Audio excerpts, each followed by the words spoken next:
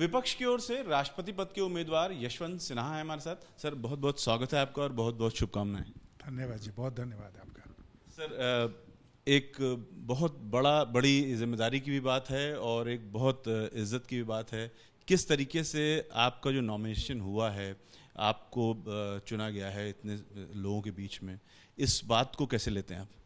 नहीं, सबसे पहले तो मेरे मन में एक बहुत आभार का स्वर उठता है। आभार उन सब नेताओं के प्रति, राजनीतिक दलों के प्रति, जिन्होंने ये उचित समझा कि वो मुझे अपना साझा उम्मीदवार बनाया राष्ट्रपति के चुनाव के लिए। और मैं उन सबको हृदय से धन्यवाद देना चाहता हूँ। मैंने इसकी दूर दूर तक कल्पना नहीं की थी कि वो मेरे नाम के ऊपर विचार करेंगे और सहमति बनाएंगे, तो ये हुआ।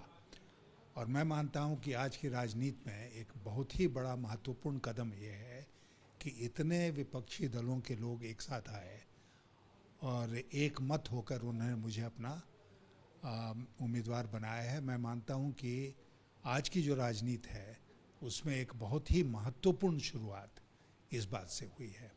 ये एक बात मैं आपसे कहना चाहूँगा। दूसरी बात मैं ये कहना चाहूँगा कि ये लड़ाई जो है ये मुद्दों की लड़ाई है। आज देश के सामने इतने सारे मुद्दे जिनका कोई जवाब सरकार की तरफ से नहीं आता है, वो देश की जनता के सामने हैं। जनता उन मुद्दों पर सरकार का जवाब चाहती है, सरकार खामोश है।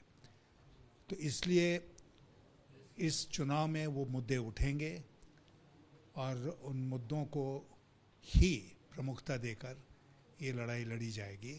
हालांकि आप जानते हैं कि इसमें वोटर्स आम लोग नहीं होते हैं, इसमें वोटर्स उनके चुने हुए प्रतिनिधि होते हैं जो या तो विधानसभा में होते हैं या पार्लियामेंट में होते हैं। लेकिन जनता की इसमें बहुत रुचि होती है और मुझे लगता है कि जनता दबाव बनाएगी अपने अपने प्रतिनिधियों के ऊपर कि वो इस चुनाव में सही फैसला करें।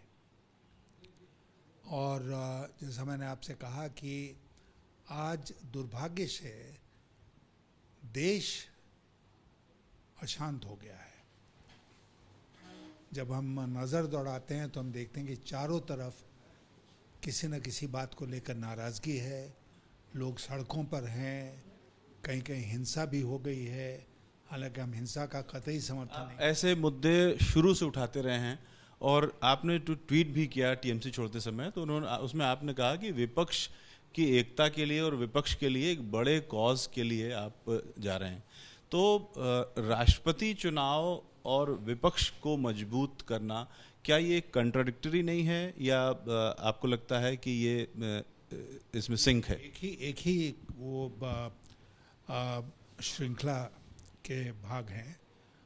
और जैसा मैंने आपसे शुरू में कहा कि मैं मानता हूं कि ये राष्ट्रपति का चुनाव जो हो रहा है वो असाधारण इस माने में है कि इससे देश की राजनीति में एक नई शुरुआत हो रही है।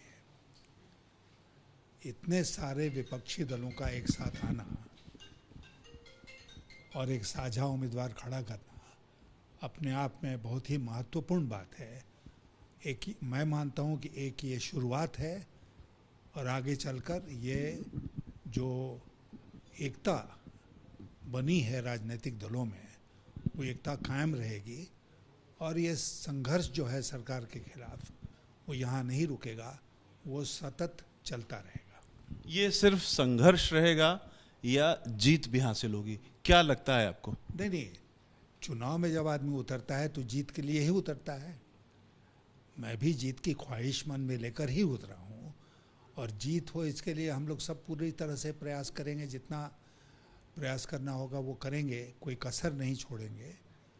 और मुझे पूरी उम्मीद है कि अभी तक के जो जितने इंडिकेशंस हैं उसमें ऐसा कहीं नहीं लगता है कि हम संघर्ष में नहीं, हम हैं और संघर्ष को और आगे बढ़ाएंगे। अभी तो शुरुआत ही हुई है। क्योंकि अगर पूरे विपक्ष को एक सच में हो जाए तो आपकी जीत संभव है, ये मानी जा रही है। तो लेकिन 2-3% का ऐसा वोट है जिसके लिए बीजेपी कोशिश कर रही है कि वो उनको मिले ताकि 51% से ज़्यादा उनको वोट मिले। तो ये जो वोटों की कमी है उसको कैसे दूर करेंगे? क्या जेडीयू से कोई बात हुई है? जेडीयू आपके साथ? कुछ आपने जैसा कहा कि कुछ ऐसे वोट बैंक्स हैं जिसको बीजेपी भी अपनी तरफ करना चाहती है और हम लोग भी अपनी तरफ करना चाहते हैं। तो ये प्रयास रहेगा कि वो वोट हमारी तरफ आए और इसके लिए जो कुछ भी करना पड़ेगा वो हम लोग करेंगे। कुछ साफ हुआ है अभी किन लोगों से आप बात करेंगे इसके लिए? सबसे बात करेंगे, बीजेपी के लोगों से ही बात करेंगे। जेडीयू से कोई बात हुई है? अभी नहीं हुई है, होगी। तो फाइनली आप चूंकि राष्ट्रपति पद के कैंडिडेट हैं, तो जनता से आपने एक बड़ी बात कही कि जनता इसमें प्रत्यक्ष शामिल नहीं है, फिर भी जनता अपने नेताओं पर दबाव बनाएगी। तो ये जनता से आप क्या अपील करेंगे इस चुनाव के लिए? मैं ये अपील करूंगा जनता से कि इस चुनाव को एक असाधारण चुनाव माने।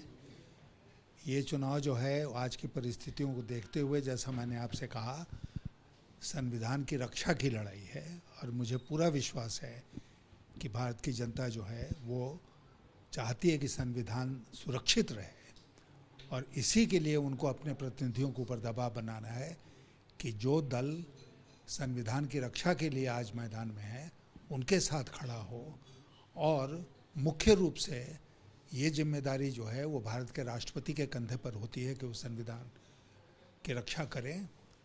इसलिए ज़रूरी है कि राष्ट्रपति भवन में कोई रबर स्टैंप नहीं जाए। यही मैं पूछना चाहूँगा कि आपको क्या लगता है कि पूरा विपक्ष आपके नाम पर सहमत क्यों हुआ?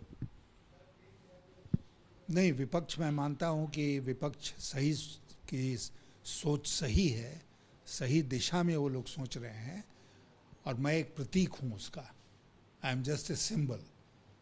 तो विपक्ष की उस लड़ाई को लड़ने में मैं कंधे से कंधा मिलाकर उनके साथ खड़ा रहूँगा। द्रौपदी मुर्मू जो कि एनडीए की ओर से प्रत्याशी हैं, उनके लिए आप क्या कहेंगे? उनसे मैं इतना ही कहूँगा कि ये कोई व्यक्तिगत लड़ाई नहीं है, ये द्रौपदी मुर्मू और यशवंत सिन्हा की लड़ाई नहीं है। ये लड़ाई, जैसा मैंने आपसे पहले कहा, कि मुद्दों की लड़ाई है, संविधान को बचाने की लड़ाई है और मुझे लगता है कि ये अगर जिम्मेदारी है जो तय होगी इस चुनाव में, तो मैं उनसे ज़्यादा सक्षम रहूँगा संविधान की रक्षा करने। ये सवाल सिर्फ इसलिए उठा क्योंकि आप पर बहुत सारे दबाव बनाए जा रहे हैं ट्विटर पर, सोशल मीडिया पर, कि द्रौपदी मुर्मू आदिवासी हैं, पहली बार कोई बन रहा है तो उन्हें बनने दिया जाए। ऐसे दबावों को आप कैसे लेते? नहीं, मैं मानता हूँ कि इस तरह का दबाव बनाना किसी के लिए सही नहीं है, क्योंकि मैंने आपसे कहा ना कि ये व्यक्तिगत आइडेंटिटी की लड़ाई नहीं है, ये कम्युनिटी के आइडेंटिटी की लड़ाई भी नहीं है, ये देश की लड़ाई है।